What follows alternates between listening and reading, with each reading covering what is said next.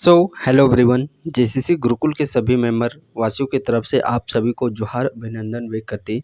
तो चलिए आज के इस सेशन को हम लोग फाइनली प्रारंभ करते हैं और आज के इस सेशन में हम लोग साइंस का जो तीसरा चैप्टर है बायोलॉजी साइंस कंप्लीट आज हम लोग का हो जाएगा। इससे पहले आप लोग का फिजिक्स केमिस्ट्री और जो बायोलॉजी बचा हुआ था बायोलॉजी आज के सेशन के माध्यम से करने वाले हैं। तो इस प्रकार कंप्लीट जो आप लोग का साइंस का सेक्शन है ये साइंस का सेक्शन आप लोग का कंप्लीट हो जाता है। इसके बाद जो हम लोग का जनरल नॉलेज जिसके अंतर्गत आप लोग का सबसे पहले हिस्ट्री ज्योग्राफी पॉलिटी, तो वहाँ पे भी पॉलिटी आप लोग को कवर करा दिया गया है। हिस्ट्री ज्योग्राफी का भी वीडियोस लेक्चर बहुत ही जल्द आप लोग को प्रोवाइड कर दिया जाएगा और इसके अलावा जो मैथ का सेक्शन है मैथ का भी क्वेश्चन आप लोग को बहुत ही जल्द प्रोवाइड करा दिए जाएंगे। तो चलिए फाइनली आज के सेशन को हम लोग प्रारंभ करते हैं। पहला प्रश्न जैसा कि आप स्क्रीन पर देख पा रहे होंगे, फूलों के अध्ययन को कहते हैं। फूलों के अध्ययन को, तो फूलों के अध्ययन को किस नाम से जाना जाता है? इसके अध्ययन को एंथोलॉजी कहा जाता है।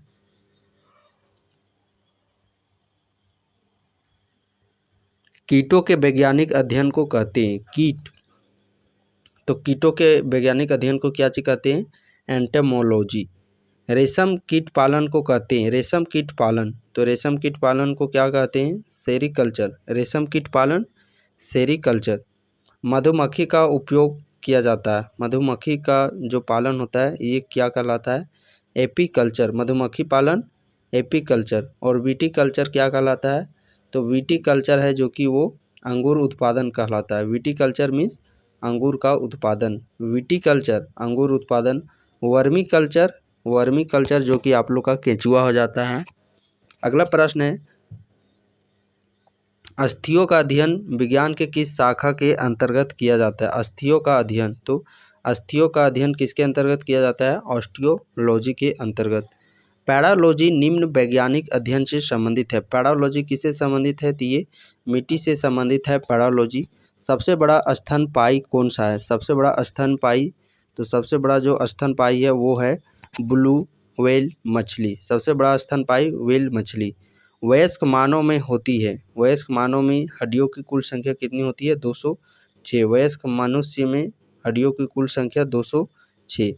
अगले प्रश्न की ओर हम लोग बढ़ते हैं। अगला प्रश्न स्क्रीन पे, हमारे शरीर की लघुत्तम हड्डी, सबसे छोटी हड्डी, सबसे छोटी हड्डी कहाँ पाई जाती है? सबसे छोटी हड्डी होती है स्टेपी जो कि हमारे कान में पाया जाता है। सबसे बड़ा हड्डी जो कि फीमर जो कि हमारे जांघ में उपस्थित होता है। अगला प्रश्न है, मनुष्य की खोपड़ी में कुल कितनी अस्थियां होती है? मनुष्य के खोपड़ी में कुल हड्डियों की संख्या, तो मनुष्य के खोपड़ी में कुल हड्डियों की संख्या 28 होती है।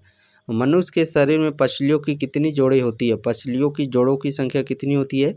12 जोड़े। मानव शरीर में सबसे मजबूत मांसपेशी कहाँ होती है? सबसे मजबूत मांसपेशी ये हमारे जबड़े में होती है। मनुष्य में सबसे मजबूत मांसपेशी ये हमारे जबड़े में होती है।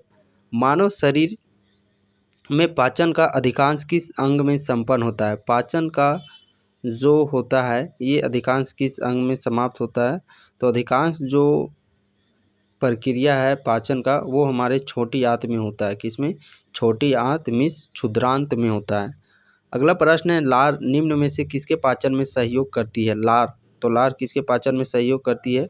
स्टार्च के पाचन में। एंजाइम एक है, एंजाइम क्या है? तो एंजाइम एक प्रकार का बायो उत्प्रेरक है। उत्प्रेरक हम लोग किसे कहते हैं? कैटलिस्ट।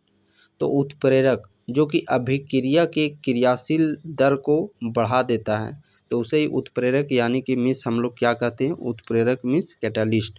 तो एंजाइम एक प्रकार का बायो उत्प्रेरक है। अगला प्रश्न है, मानव शरीर की सबसे बड़ी ग्रंथि कौन सी है? तो मानव शरीर की सबसे बड़ी ग्रंथि यकृत। मानव शरीर की सबसे बड़ी ग्रंथि यकृत। फंक ने निम्नलिखित में से किसका आविष्कार किया था? तो फंक के द्वारा विटामिन का आविष्कार किया गया। किसका? विटामिन्स का। विटामिन्स क्या होते हैं? तो विटामिन्स एक प्रकार के आप लोग का कार्बनिक यौगिक होता है। विटामिन्स क्या होते हैं? विटामिन कार्बनिक यौगिक होते हैं। विटामिन सी का मुख्य स्रोत है। विटामिन सी का मुख्य स्रोत क्या होता है? विटामिन सी का मुख्य स्रोत कच्चे एवं ताज़े फल। जितने भी अधिकांश जो कच्चे फल, आप मीठा सा मीठा फल भी देखिएगा जैसे आम हो गया, अंगूर हो गया, अनार हो गए, ये जब ताज़ा यानी कि ताज़ा रहते, जब कच्चा रहते तो ये भी आप लोग का खट्टा लगता है। और खट्टा फल ही आप लोग का विटामिन सी का स्रोत होता है। जैसे कि आंवला हो गया, नींबू हो गया, ये सारे आप लोगों के विटामिन सी के स्रोत हो गए। विटामिन सी का रासायनिक नाम क्या होता है? तो विटामिन सी का जो रासायनिक नाम है वो आप लोगों का अस्कर्बिक अम्ल होता है। विटामिन सी का रासायनिक नाम अस्कर्बिक अम्ल। क्या चीज? अस्कर्बिक अम्ल। विटामिन के वैज्ञानिक नाम आप लोग के प्रश्न में पूछे जाते हैं। चलिए हम लोग इसका एक ट्रिक देख लेते हैं जो कि अक्सर आप लोग का वैज्ञानिक नाम से यहाँ पे प्रश्न पूछे जाते हैं। सबसे पहले हम लोग को सीक्वेंस में लिख लेना है क्या चीज़? Vitamin A, vitamin B, vitamin C, vitamin D, vitamin E, vitamin के।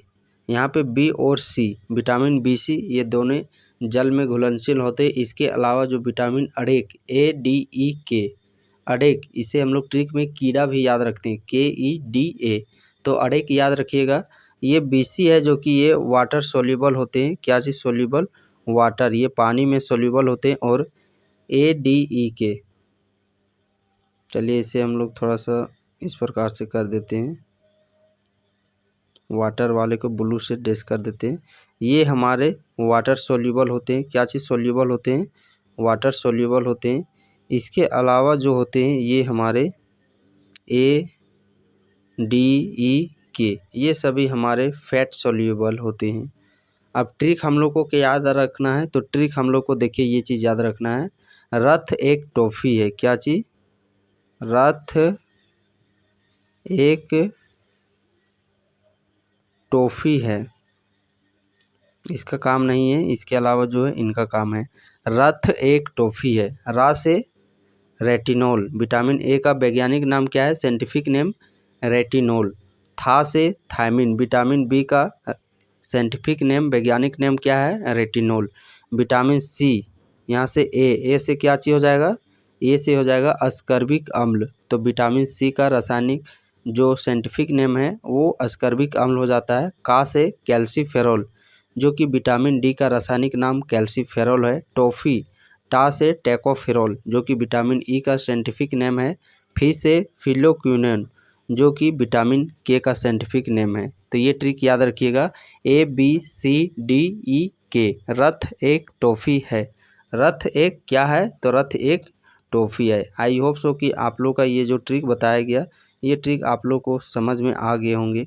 अब अगले प्रश्न की ओर हम लोग चलिए बढ़ते। अगला प्रश्न हमारा है, रक्त का थक्का बनने में किस विटामिन की आवश्यकता होती है? तो रक्त का थक्का बनने में किस विटामिन की आवश्यकता होती है? विटामिन के की। किसकी आवश्यकता होती है? विटामिन के की आवश्यकता होती है। विटामिन डी का स्रोत है, तो विटामिन डी का स्रोत क्या है? सूर्य की किरणें। विटामिन डी का स्रोत है सूर्य की किरणें। अगले प्रश्न की ओर बढ़ते हैं। अगला प्रश्न है, विटामिन डी में निम्नलिखित में से क्या पाया जाता है? तो विटामिन डी में क्या चीज़ पाया जाता है? विटामिन डी में देखिए वही रासायनिक नाम पूछ लिया गया है, कैल्सीफेरॉल। विटामिन डी में क्या पाया जाता है? कैल्सीफेरॉल पाया जाता है। रतौंधी निम्नलिखित की कमी के कारण होता है। रतौंधी किसकी कमी के कारण होता है? तो रतौंधी विटामिन ए की कमी के कारण होता है। अस्कर्वी रोग विटामिन सी की कमी से अस्कर्वी रोग होता है। और बेरी नामक रोग, ये विटामिन B1 की कमी से बेरी नामक रोग होता है। अगला प्रश्न है, निम्नलिखित विटामिनों में से किसमें कोबाल्ट होता है? कोबाल्ट किसमें होता है? तो B12 में कोबाल्ट होता है। किसमें? B12 में कोबाल्ट होता है। अगला प्रश्न है, जल में घुलनशील विटामिन है, तो जल में घुलनशील कौन से विटामिन होते हैं? अभी हम लोगों ने देखा वाटर सोल्यूबल विटामिन बी और सी, बट ऑप्शन में सी दिया गया है, सो सी इस प्रश्न का राइट आंसर। सर्वाधिक प्रोटीन की मात्रा होती है। सर्वाधिक प्रोटीन की मात्रा किसमें होती है? तो सोयाबीन में सर्वाधिक प्रोटीन की मात्रा होती है। पालक के पत्तों में निम्नलिखित में से किसकी मात्रा सबसे अधिक होती है? पालक के पत्तों में सबसे अधिक मात्रा आयरन की होती है। दूध का दही में परिवर्तन किसके द्वारा होता है? दूध का दही में परिवर्तन किसके द्वारा होता है? बैक्टीरिया के द्वारा। किसके द्वारा? बैक्टीरिया के द्वारा। अगला प्रश्न है, दूध किस बैक्टीरिया के कारण खराब होता है? तो दूध किस बैक्टीरिया के कारण होता है? लैक्टोबैसिलस बैक्टीरिया के खराब के कारण दूध से दही बनता है। अगला प्रश्न है, हृदय में कितने कक्ष होते हैं? तो हृदय में कक्षों की संख्या कितनी होती है? हृदय में कक्ष की संख्या 4 होती है। एक स्वस्थ व्यक्ति का हृदय 1 मिनट में औसतन कितने बार धड़कता है? तो स्वस्थ व्यक्ति का जो हृदय है एक बार में 72 बार धड़कता है। कितना बार? 72 बार। रक्त होता है, तो रक्त एक प्रकार के क्या है? रक्त एक प्रकार का संयोजी उत्तक है। क्या चीज? संयोजी उत्तक है, तरल संयोजी उत्तक है।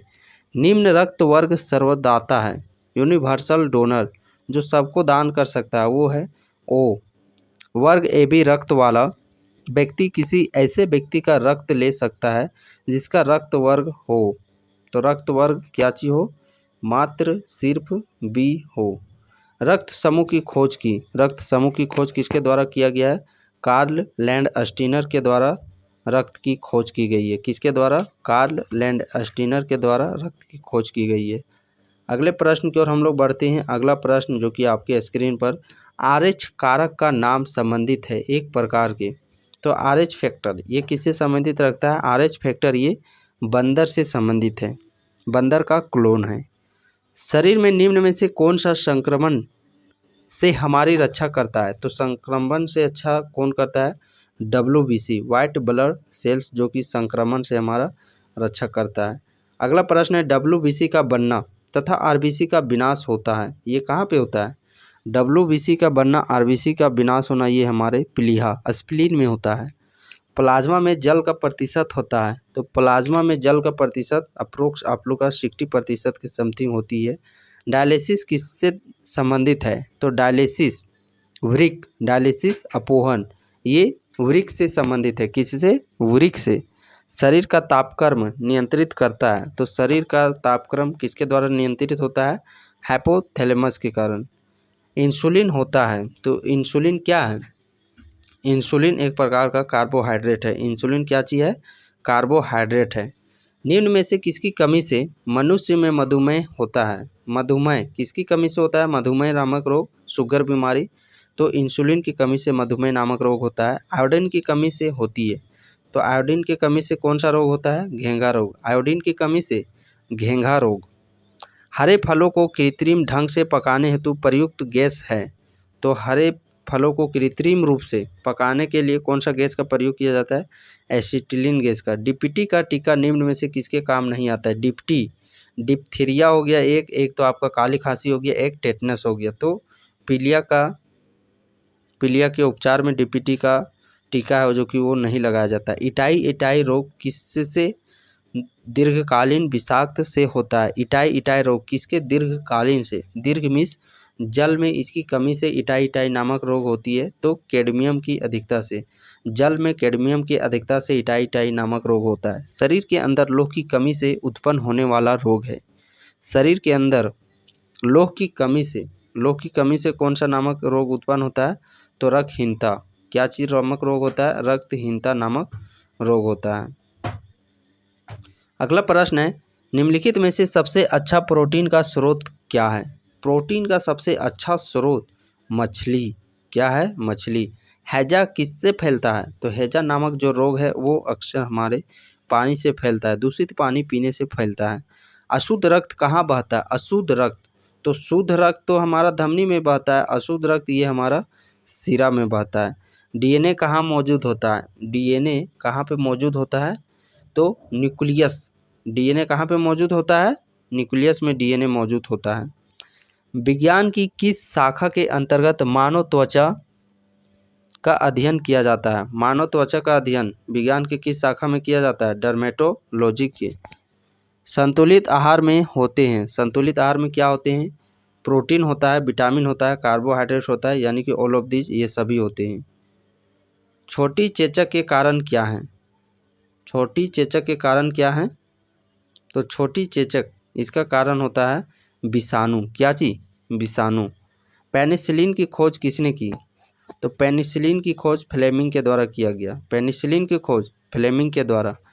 चर्म के ऊपरी परत को क्या कहते हैं? चर्म के ऊपरी परत को एपिडर्मिस कहते हैं। क्या चीज? एपिडर्मिस कहते हैं। निम्न में से कौन सा रोग दूषित भोजन से होता है? इनमें से कौन सा रोग दूषित भोजन से होता है? तो दूषित भोजन से टाइफाइड होता है, दूषित भोजन से टाइफाइड। निम्न में से कौन सा संक्रामक रोग हवा से फैलता है? संक्रामक रोग हवा से फैलता है, तो तपेदिक। निम्न में से कौन सा अंतःस्रावी ग्रंथि नहीं है? अंतःस्रावी ग्रंथि नहीं है तो पैनक्रियाज ये अंतःस्रावी ग्रंथि नहीं है। सफ़ेद रक्त कणिका का मुख्य कार्य क्या है? सफ़ेद रक्त कणिका संक्रमण का मुकाबला। निमोनिया किस अंग को प्रभावित करता है? निमोनिया किस अंग को प्रभावित करता है? फेफड़े को। निमोनिया किस अंग को प्रभावित करता है? फेफड़े को। हीमोग्लोबिन पाया जाता है तो हीमोग्लोबिन कहाँ पाया जाता है? रक्त में। हीमोग्लोबिन कहाँ पाया जाता है? हीमोग्लोबिन रक्त में पाया जाता है। अमीबा किस विधि से जनन करता है? अमीबा किस विधि से जनन करता है?